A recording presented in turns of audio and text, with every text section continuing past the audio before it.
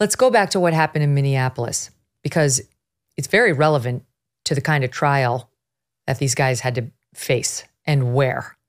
So, as everyone remembers, all hell broke loose in Minneapolis after this.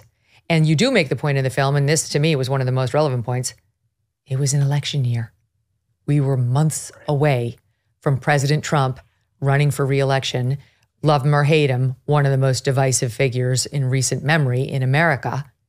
And having been in this business for a long time, every election year, the Democrats find some white on black violence, cop on defendant violence if the defendant's black and the cop is white, or even here black and you can ignore it. And they spin it up. I've been around long enough to see them do it election cycle after election cycle. They'll ignore the ones that happen in the interim. But if you're anywhere near November in a big election year, it'll be wallpapered. And this was right on brand. But the problem is people got hurt. Cops got hurt. Black Americans got hurt. I mean, dozens, scores. We're going to get into the numbers when Heather comes on. And you interview, is it Al Williams, Officer Williams? Yeah, Al Williams, who talks about the order that came down while the city was burning. You do such a great job of showing all the fires all over Minneapolis. Listen to this, SOT 6. We were given a play-by-play over the radio, and the only sponsor we would get back is just copy, observe, and report. We watched them loot, we watched them light the Molotov cocktail, and we watched them throw it into the building. They're starting to throw Molotov cocktails. We were ordered not to do anything.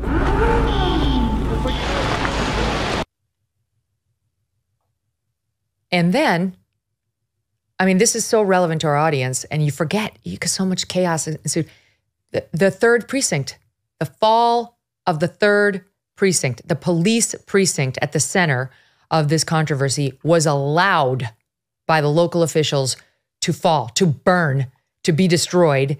Here's a bit of that from the film. Again, there's much, much more on all of this. You should watch the documentary itself for the full story, The Fall of Minneapolis.com to get it, and also on Rumble. I follow Alpha News MN. But watch this, SOT 7. So I get a command over the radio that we need to evacuate the third precinct. Evacuate now, evacuate now. I said, like, right now? Do we have to evacuate right now? And they said, yes, immediately. You need to evacuate now. Evacuate, evacuate, evacuate. Everything was happening so fast and there was such chaos. You know, the heart's racing right now talking about this. And we run.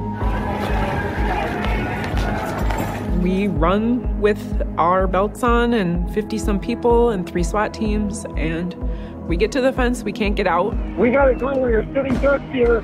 There was only one way in and one way out, and the way out was locked. 1283, they've reached the northwest corner of the front. Northwest corner of the front has been breached. They're coming in the back. We need to move, Need to move now. One of the squads rams through the fence to get it open.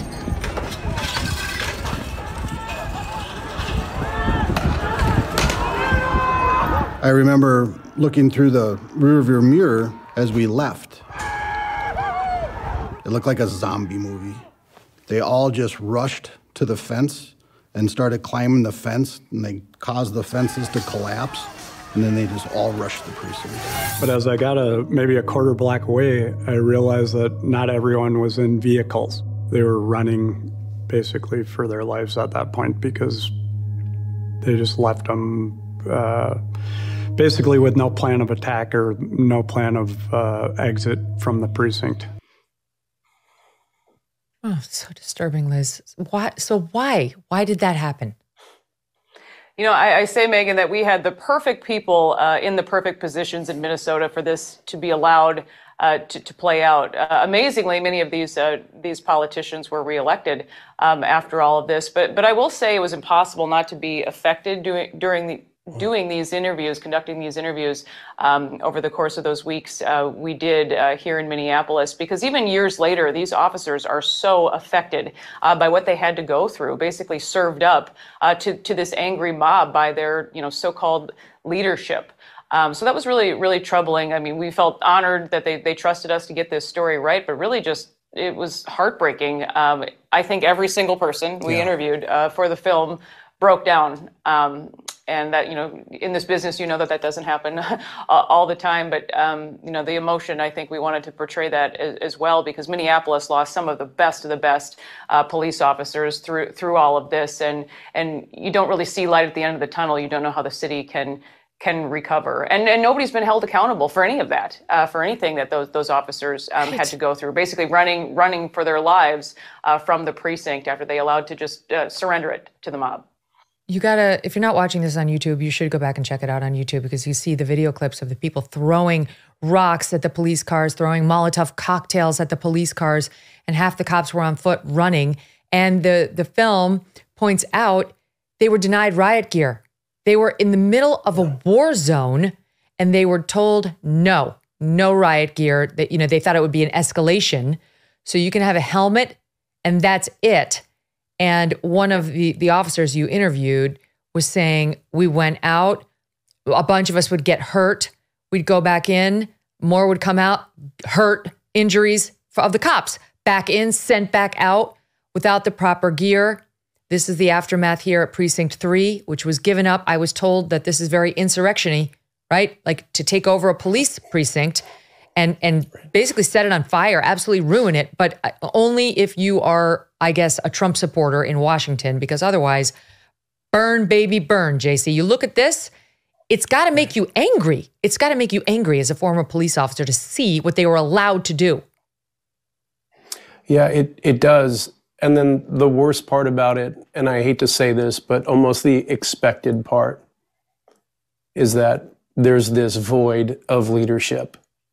They're so focused on scapegoating folks, but at what point do you realize you want to call it the symbolism of a building? That's very cute, Mayor Frey. That's very cute.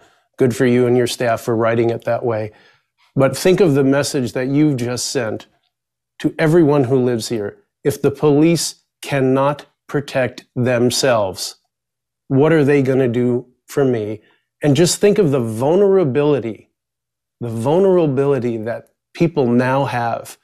The police can't protect me, and we are in the middle of a riot while the city is burning. I'd like to think I have a great imagination. I can't imagine what that would be like to be a citizen of Minneapolis and see this go on, and then have no one, weeks, months, and now years later, take any accountability for that. It does all those things. It's enraging. Open season on cops, and that Mayor Jacob Frey is a villain. He's a villain, in my opinion. You put him up there. You referenced his soundbite. We have it. It made news when he said it. It remains even bigger news today, SOT 8. The symbolism of a building cannot outweigh the importance of life, of our officers, or the public. We could not risk serious injury to anyone. What is he talking about? What is he trying? They were permitted, right? They were allowed to ruin it, to burn it, to loot it, why is he acting like, oh, it just kind of happened and so we did a quick evacuation and, like they didn't stay and fight for it because they didn't care about the building. That's not how it went down. Thanksgiving is 1 week away. It's time. We got to get on our horse. It's time. Thanksgiving is 1 week away. That means the best Genucel sale of the year. Yay. And just in time for the holidays, the Genucel most popular package is back for you to look stunning for your Thanksgiving gatherings.